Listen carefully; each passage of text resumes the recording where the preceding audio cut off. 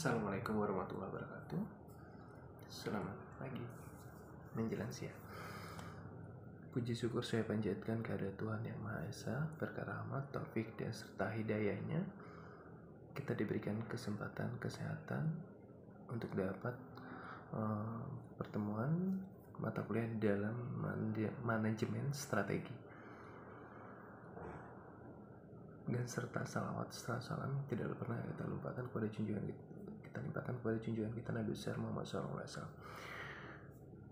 Oh ya, hari ini merupakan hari pertemuan ke-14. Kita akan membahas bagaimana melihat manajemen strategi dalam perspektif analisis lingkungan internal dan eksternal perusahaan berlandaskan SWOT.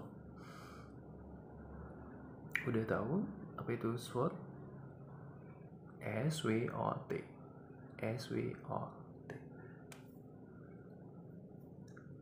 Ada yang pernah baca? Apa coba? Oke. Kenapa dibilang di manajemen strategi adalah sesuatu yang dianggap penting? Karena kita ingat manajemen strategi itu ada suatu pengambilan keputusan tentang jangka pendek maupun jangka panjang. Nah, untuk mengetahui keputusan itu, kita harus mempertimbangkan beberapa unsur yang ada pada perusahaan itu. Salah satunya, saya kasih satu, dilihat dari segi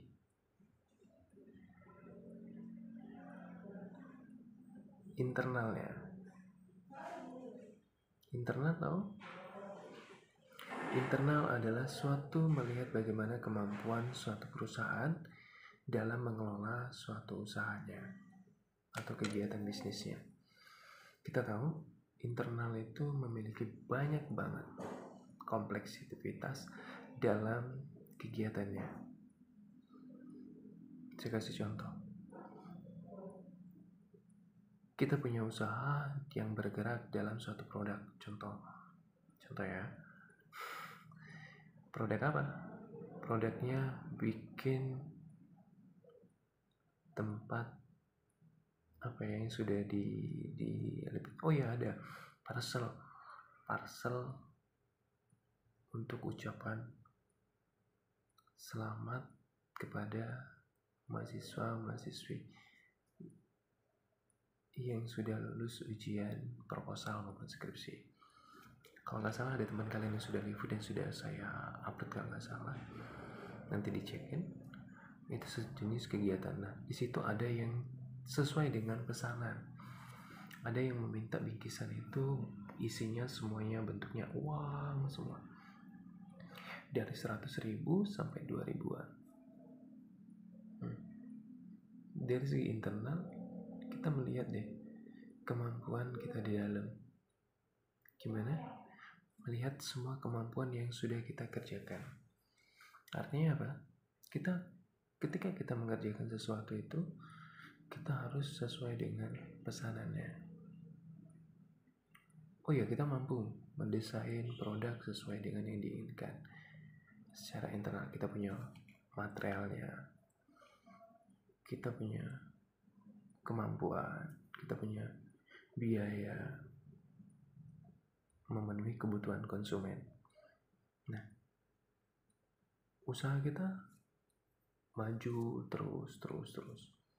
Tapi kita harus tahu di dalam internal kita punya kemampuan. Kita harus tahu adalah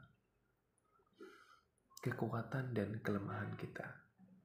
Kekuatan kita mungkin jangkauan kita yang kurang luas, atau komunikasi kita yang masih belum menjangkau seluruh mahasiswa atau masyarakat umum. Itu yang jadi persoalan.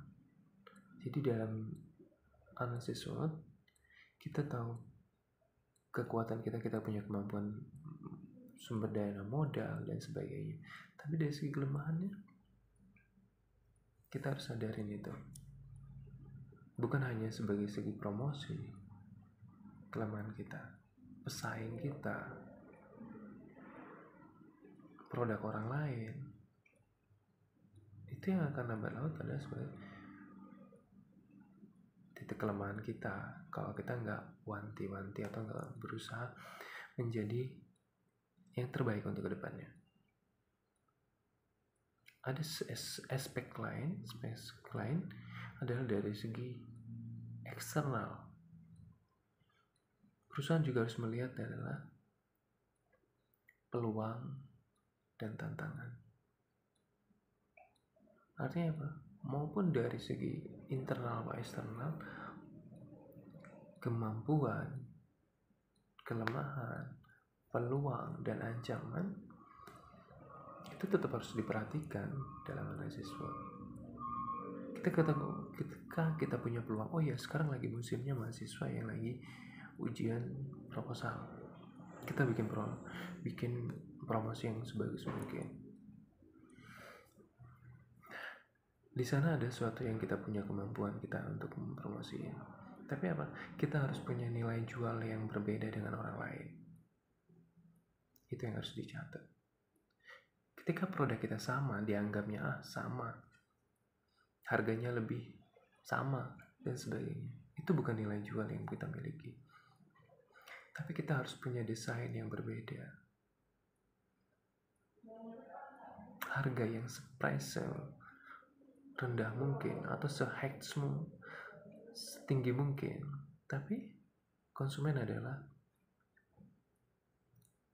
brand ambasadornya kita.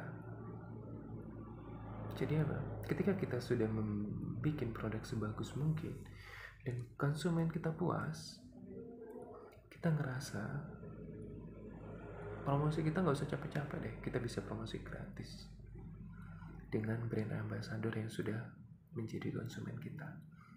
Dia akan cerita, oh di sana loh produknya bagus, bikinannya bagus, sesuai dengan pesanan, dan gak mengecewakan, on time, tepat waktu, dan sebagainya. Itu secara tidak langsung sebagai promosi gratis buat kita. Hanya dari itu, ketika kita punya nilai value yang berbeda dengan orang lain, nilai jual orang lain beda dengan orang lain, kita punya kemampuan untuk kedepannya, kita nggak akan takut dengan pesaing kita. Itu. Jadi nggak usah takut dengan ancaman, tapi kita selalu melakukan inovasi untuk menjadikan yang terbaik. Nah, ketika kita punya inovasi yang terbaik dari segi produk dan sebagainya, otomatis kita tahu produknya itu akan punya kemampuan untuk bisa kita jual di masyarakat umum. Nah, nggak kalah pentingnya kalau perusahaannya itu ada perusahaan keluarga, perusahaan individu, perusahaan pribadi, kayak gitu. Kita harus tahu dan kita harus melibatkan mereka dalam setiap pengambilan keputusan dalam penentuan manajemen strategi. Mungkin bisa dilakukan rapat pemegang saham, masukan, dan sebagainya. Itu juga menjadikan, karena di lingkungan eksternal itu juga banyak kondisi ekonomi, teknologi, politik yang lagi bergejolak, sosial kultur, dan sebagainya. Itu juga mempengaruhi dari tingkat bisnis yang kita jalankan. Jadi harus benar-benar wanti bagaimana deh kita mengelola suatu kegiatan itu dengan lebih baik, kayak gitu. Jadi jangan sampai ngelakuin yang tidak sesuai dengan keinginan kita tadi. Itu harus diperhatikan, ya. Jadi harus tahu dulu deh dari setiap lingkungan eksternal yang sudah kita hadapin tadi. Jadi kedepannya apapun itu tentang produk-produk kita yang akan kita tekuni, harus melihat analisis dengan baik. Satu lagi, nggak kalah pentingnya, ketika konsumen kita komplain, itu ada sebenarnya analisis survei secara gratis yang bisa kita lakuin. Kenapa? Ketika kita komplain berarti kita bisa berbenah diri menginovasi dengan produk kita tadi. Oh, ini loh kurangnya. Tanpa harus penelitian secara langsung. Kita nggak asal merasa puas dengan produk kita, tapi kita harus melakukan inovasi selalu. Sehingga pesaing kita nggak akan bisa ngikutin jejak kita. Selalu melakukan yang terbaik tadi. Itu yang harus dilakukan. Jadi, ketika seseorang melakukan inovasi, itu adalah suatu kebutuhan. Meskipun tax gap-nya adalah kita harus melakukan biaya operasional yang cukup besar. Ketika kita harus bisa menganalisis lingkungan menggunakan SWOT tadi. Karena ketika dari kita melakukan perencanaan, organisasi, staffing, hingga controlling, itu juga membutuhkan action yang cukup besar. Sekarang produk-produk yang mengikuti globalisasi sekarang, dari segi software itu ada Facebook, ada aplikasi apa, itu udah ngikutin Instagram, YouTube dan sebagainya. Itu adalah produk-produk kalau selain dia punya produk untuk bisa menjual apa yang kita miliki, itu sebagai bisa wahana untuk bisa kita gunakan nantinya untuk sebagai media promosi. Itu yang bisa dilakukan. Jadi jangan sampai kita ketinggalan dengan media-media yang disukai oleh anak muda sebagai media promosinya, produk dan sebagainya. Jadi cukup diingat ketika manajemen strategi, keputusan yang diambil itu benar-benar harus sesuai dengan analisa sebelumnya, baik dari lingkungan eksternal maupun internal, baik dari peluang, ancaman, kekuatan, kelemahan, itu juga harus diperhatikan dengan baik. Jadi ketika kita sudah melihat itu, maka kita akan bisa memutuskan. Karena di dalam manajemen itu sebagai sudah kayak mirip burung elang. Jadi kita udah tahu ketika elang itu terbang di angkasa, dia akan bisa membidik sasarannya ke bawah, apa yang akan dipotongnya atau dimutilasinya. Artinya apa? Strategi apa yang harus dia lakuin dulu? Kaki, tangan, atau semua dari ujung rambutnya. Maka itu ada sesuatu yang bisa dilakuin. Jadi kalau kita menggunakan strategi kayak elang tadi, otomatis kita tahu ini dulu deh yang harus kita lakuin. Jadi dia udah harus foreshooting untuk masa yang akan datang. Itu yang harus dilakukan. Harus menimbulkan nilai.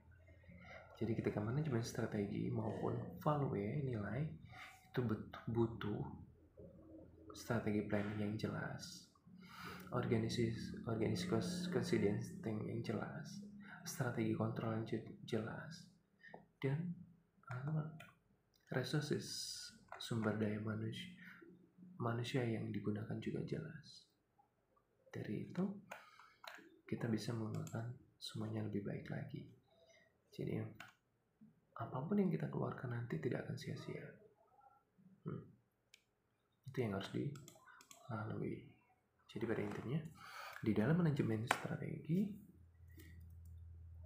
keputusan itu bisa dilakukan dalam kondisi jangka pendek maupun jangka panjang, tapi padanya tetap harus melakukan evaluasi yang lebih dalam. Dan untuk manajemen strategi, buku-bukunya juga banyak, kalian bisa baca nanti sesuai dengan yang kalian inginkan. Pada intinya ketika dalam memutuskan suatu, tidak secara gegabah atau tanpa pertimbangan, tapi harus pertimbangkan lebih dahulu. Itu aja mungkin pertemuan dalam manajemen strategi kali ini. Mungkin kita tinggal punya 2 kali lagi pertemuan. Nanti saya akan komunikasi tentang apa-apa evaluasi dari penilaian kinerja kalian. Oh ya, saya punya pertanyaan untuk bisa dijawab. Di dalam SWOT itu memiliki 4 komponen yang tidak bisa dilepaskan. Apa aja? Sebutkan. Jika bisa, kasih contohnya. Itu aja, dan mudah-mudahan kalian tetap menjaga kesehatan, tetap pakai masker ketika berhubungan ketemu orang lain, dan tetap berkarya dan sukses selalu. Dan saya Assalamualaikum warahmatullahi wabarakatuh. Salam.